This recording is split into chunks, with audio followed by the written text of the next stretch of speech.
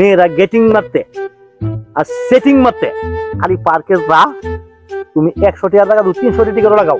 হ্যাঁ হ্যাঁ হ্যাঁ প্রতিদিন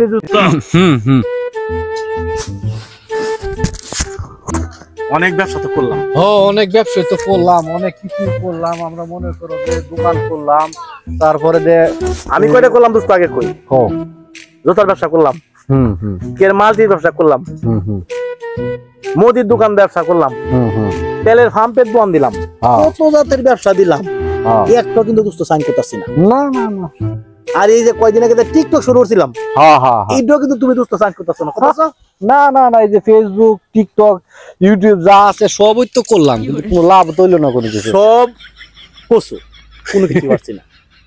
এখন দেহ দোস্ত ছায়া, এই যে বিশাল এরিয়াটা দেখছো, এটা সব আমার দাদা।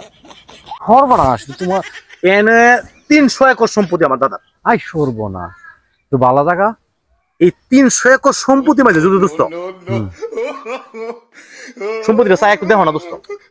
সর্বনাশ, দেখছো এই যে মানুষ, এই যে মহিলা সহিলা, এই যে যারা আছে সুন্দর সম্পত্তিটা দেখো দোস্ত। হ্যাঁ হ্যাঁ, অনেক কিছু তো আছে দেখা। এই সর্বনাশ, 300 একর সম্পত্তির মাঝে আমি চিন্তা করছি বর্তমানে পার করলে পার্কে যে ব্যবসা, আই সর্বনাশ। মেয়েরা গেটিং মারতে আর সেটিং মারতে খালি পার্কে যা তুমি 100 টাকা লাগাও 300 টিকিট লাগাও। প্রতিদিন যদি তুমি 100 টিকিট বিক্রি করতে পারো, 300 টাকার 100 টিকিটের দাম কত? আই সর্বনাশ, হিসাবটা করো কত? 300 টিকিট যদি 30,000, তুমি 300 টাকা বিক্রি করতে পারো, 30,000। 300 লোক তো প্রতিদিন আমরা পাচ্ছি ওই এমন তো ওই বই আমরা এলাকার মধ্যে যে মানুষ 30,000 টাকা ইনকাম হয়, মাসে কয় লাখ, বছরে কয় কোটি, তাহলে আমরা আর বড় লোক হইতে। তাহলে কালকাতে পার্ক কিভাবে করা যায়, কি পরিকল্পনা লাগবো, টাকা পয়সা যা লাগে সব আমার দেওয়া। কারণ আমার দাদা দিদা সম্পত্তি হয়ে গেছে, কয়েক কোটি টাকা তো আমার ব্যাংক ব্যালেন্স আছে। অবশ্যই আছে। এই ব্যাংক তুমি দোস্ত টাকার জন্য কোনো চিন্তা করতে না। টাকার জন্য কি আমার মনে করো তোমার বাবার তো কম হয়ে গেছে টাকা পয়সা। হরিণ, বাঘ, চিতাবাঘ যা আছে সব আমার জঙ্গলের মধ্যে আছে, বিশেষ না। এমন দোস্ত এই সাইডটা কোথা খাই আইটি একটা পরিবেশ আছে, ভালো পরিবেশ আছে,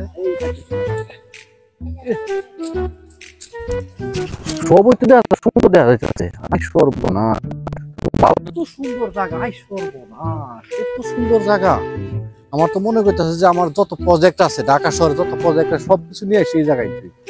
আসলে এটা একটা সুন্দর একটা পরিবেশ, ভালো লাগতেছে। আমার দাদা আসলে শেষ বয়সে যে সম্পত্তি হয়ে গেছে, এখন মনে হচ্ছে এই 200-300 একর জায়গা না, একটা সোনার অবশ্যই সোনার হরিণ। এখন কোন পরিকল্পনায় কি করা যায়, কি কি পার্কের আয়োজনে কি কি করা যায়, এই ধরনের একটা পরিকল্পনা বলতে বাইরে থেকে কি আনবো, হরিণ বা বাঘ, চিতাবাঘ যদি আনি, কোন কোন দেশের থেকে কি রপ্তানি করবো, এই কিছু এই বিদেশি যে গাছ আছে, বিউটিফুল গাছগুলি আনতে হবে। এগুলি সব একবারে নতুন করে, পুরানো যা গাছ আছে কোনো গাছ আমরা রাখবো না। আগে দেওয়াল দিতে হবে, দেওয়াল না দিলে তো হবে না, টিকিট কাটার আগে দেওয়াল দিতে হবে, দেওয়াল দিয়ে আগে ওয়াল করতে হবে। আগামী 1 সপ্তাহের ভিতরে কাজগুলি কেমন হয়? এটা ঠিক আছে, আমরা আশা করতেছি। এবং যাদের বিনোদনের দরকার, মনে করো অনেকে আছে মানুষ মনে করো হতাশাগ্রস্ত, যাদের সমস্যা, মনে করো যে ঘুরতে পারতেছে না, বিনোদনের জন্য একটা দরকার। বাংলাদেশের প্রতিটি জায়গায় একটা করে বিনোদনের পার্ক দরকার, মানুষের ঘোরাফেরার জন্য আসলে এটা দরকার। গ্রামে কিন্তু এই পরিবেশটা নাই। আর যেহেতু এটা ব্রহ্মপুত্র নদীর একটা পূর্ব পাশের জায়গাটা, পুরানো ব্রহ্মপুত্র নদী, এই নদীর উপর নির্ভর করে এই পার্ক 100 চলবে। আমরা 100% সফল হবো। অবশ্যই। তাহলে আগামী সপ্তাহতেই ইঞ্জিনের সাথে কথা বলতে হবে এবং গ্রামীণ পরিবেশে যদি একটা পার্ক তৈরি করি, অবশ্যই তাহলে দেশের জন্য ভালো, আমরা ভালো কিছু করে যাই। দাদা সম্পদ হয়ে গেছে, খালি শুধুমাত্র যে একটা ব্যবসার জন্য, আমরা তো ব্যবসার জন্য না, ভালোবাসার জন্য। আবার তোমার কিন্তু আবার অভ্যাস খারাপ। কোনটা বুঝছেন? তোমার মেয়েদের দিকে তাকায় না, বুঝছো কথাটা? না, এটা তো পার্কে মেয়ে আসবে, ছেলে আসবে, সকলে অগ্রাধিকার তো আসবেই। আমরা তো আমরা পজিশনে থাকবো, আমরা তো এইগুলোর দিকে তাকাবো। আচ্ছা ঠিক আছে। আর আমরা পর্যাপ্ত পরিমাণ সিকিউরিটি ব্যবস্থা করতে হবে অবশ্যই, কারণ মানুষ শুধু নিরাপত্তা রয়েছে সবচেয়ে বড় নিরাপত্তাই আসলে মূল জিনিস। নিরাপত্তা যদি ভালো না হয় তাহলে কিন্তু মানুষ উদ্দীপনা করবে না যে তোমার এই পার দেখার জন্য। তো কালকে থেকে পরিকল্পনা শুরু করি, আমরা ইঞ্জিনিয়ারের সাথে কথা বলি। আচ্ছা আচ্ছা ঠিক আছে, ঠিক আছে, ঠিক আছে। চলো কিছু বাংলা বাড়িতে যাই, একটু খাওয়া দাওয়া করি। ঠিক আছে, আচ্ছা।